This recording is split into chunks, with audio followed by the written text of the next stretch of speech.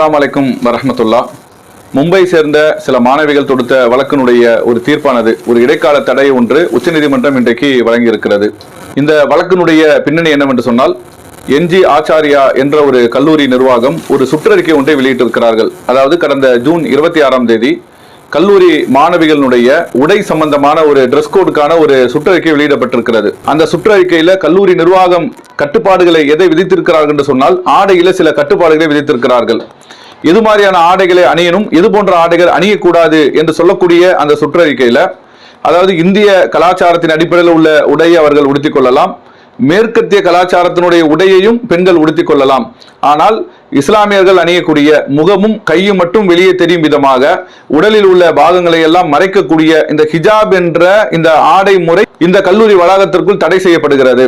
கல்லூரி வளாகத்திற்குள் எந்த இடத்திலையும் ஹிஜாபை அணியக்கூடாது. கல்லூரி மாணவிகள் முகமும் கையும் தெரியும் விதமாக இருக்கக்கூடாது. அதையெல்லாம் கலற்றி விட்டு மேற்கத்திய கலாச்சார உடை அணிந்து கொள்ளலாம், அல்லது நம்ம நாட்டினுடைய கலாச்சார உடைகள் எல்லாம் அணிந்து கொள்ளலாம் என்ற ஒரு சுற்றறிக்கை வெளியிடப்படுகிறது. இதற்கு எதிராக அந்த கல்லூரியில படிக்கக்கூடிய மாணவிகள் மும்பையில் உள்ள உயர்நீதிமன்றத்தில் வழக்கு தொடுக்கிறார்கள்.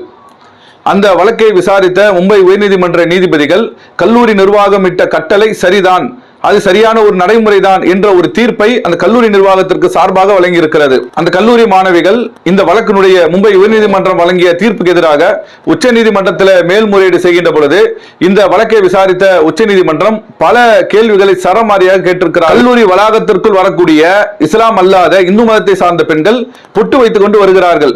அவர்கள் மத அடையாளத்தை வெளிப்படுத்துகிறார்கள். பொட்டு வைக்கக்கூடியவர்கள் இந்து மதத்தை சார்ந்தவர்கள் என்று தெரிகிறது.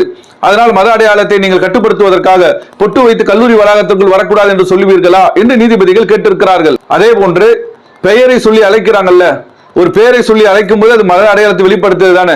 இப்ப ஃபாத்திமான்னு சொன்னா அது இஸ்லாமிய பெண்ணுன்னு தெரியும், ஒரு பிரியான்னு சொன்னா அது இந்து மதத்தை சார்ந்த பெண்ணுன்னு தெரியும், இல்ல மேரின்னு சொன்னா அது கிறிஸ்துவ மதத்தை சார்ந்த பெண்ணுன்னு தெரியும். அப்போ ஒரு பெயரை சொல்லி அழைக்கும் பொழுது ஒரு அட்டரன்ஸே எடுக்கிறாங்க கல்லூரியில. அப்ப பெயரை வாசிக்கின்ற பொழுது மத அடையாளத்தை வெளிப்படுத்த தானே செய்றீங்க. அப்ப பெயர்களை எல்லாம் மறைத்து விட்டு ஒரு நம்பருடைய முறையில கூப்பிட்டு தான் நீங்கள் மாணவிகளை நீங்கள் கல்லூரி வளாகத்திற்குள்ள நீங்க பயன்படுத்துவீங்களா? அப்படி உங்களால் நிர்வாகம் பண்ண முடியுமா? அப்ப எந்த வகையிலையும் மத அடையாளத்தை உங்களால் கட்டுப்படுத்தவே முடியாது. நீங்க இந்த டிரெஸ் கோட்ல மட்டும்தான் மத அடையாளம் வெளிப்படும் என்று சொல்கிறீர்கள். ஆனால் பல வகைகளில் மத அடையாளம் வெளிப்படத்தான் செய்யும். ஒவ்வொருத்தருக்கும் இந்த நாட்டினுடைய அரசியலமைப்பு சட்டமே ஆடை சுதந்திரத்தை வழங்கி இருக்கிறது. அப்போ ஒரு இஸ்லாமிய பெண் தன்னுடைய உடலில் உள்ள எல்லா பாகத்தையும் மறைத்து முகம் கை மட்டும் தெரியும் விதமான ஹிஜாபினுடைய உடைக்கு மட்டும் இவர்கள் தடை விதிக்கிறார்கள் என்று சொன்னால் இது மத அடையாளத்தினுடைய பிரச்சனை அல்ல, இது மத வெறுப்பினுடைய அடையாளம். இது இந்த கல்லூரி நிர்வாகம் மட்டுமல்ல, பல நிறுவனங்கள்ல இதே போன்று ஹிஜாபினுடைய உடைக்கு எதிராக கர்நாடகா மாநிலத்தை சமீபத்தில் பார்த்தோம். இந்தியாவில் பல மாநிலங்கள்ல பல நிர்வாகங்கள் இது போன்று இஸ்லாமிய வெறுப்பை உமிழக்கூடிய விதமாகத்தான் இந்த ஹிஜாபினுடைய உடைக்கு தடை விதிக்கிறார்களே தவிர அவர்களுக்கு மற்ற இந்த டிரெஸ் கோடு ஒரு யூனிஃபார்மா இருக்கணும், இங்க மத அடையாளம் இருக்கக்கூடாது என்பது பிரச்சனை. ஆனால் இஸ்லாத்தை பொறுத்த வரைக்கும் இந்த ஆடை முறை என்பது ஒட்டுமொத்த மனித குலத்திற்கான செய்தியாக தான் சொல்லுகிறது. குரானை பொறுத்த வரைக்கும், இறைவனுடைய சட்டங்களை பொறுத்த வரைக்கும் இது முஸ்லிம்களுக்கு என்று உள்ள வேதம், இது முஸ்லிம்களுக்கான சட்டம் என்று சொல்லவில்லை, முழு மனித சமுதாயத்திற்குமான அற்புதமான சட்டமாகத்தான் இஸ்லாம் சொல்லுகிறது. அதில் ஆடை சம்பந்தமாக சொல்லுகின்ற பொழுது ஆண்களை விட பெண்கள் கூடுதலாக பேணுதலாக மறைத்துதான் இந்த உலகத்தில் இருக்கணும், அதுதான் பெண்களுக்கு பாதுகாப்பானது, அதுதான் பெண்கள் சமூகம் பாதுகாப்பதற்கு ஏற்றது. குறிப்பாக அடிப்படையில் ஆடையை சீர் செய்து கொண்டால் பெரும் அளவு பெண்களுக்கு எதிரான குற்ற சம்பவங்கள் கூட நம்ம நாட்டில் குறையும். நீங்கள் வெறும் ஹிஜாபை அணிந்து கொண்டு முகம் கை மட்டும் தெரியும் விதமாக பெண்களை நீங்கள் ரோட்டில் நடக்க விட்டு பாருங்கள்.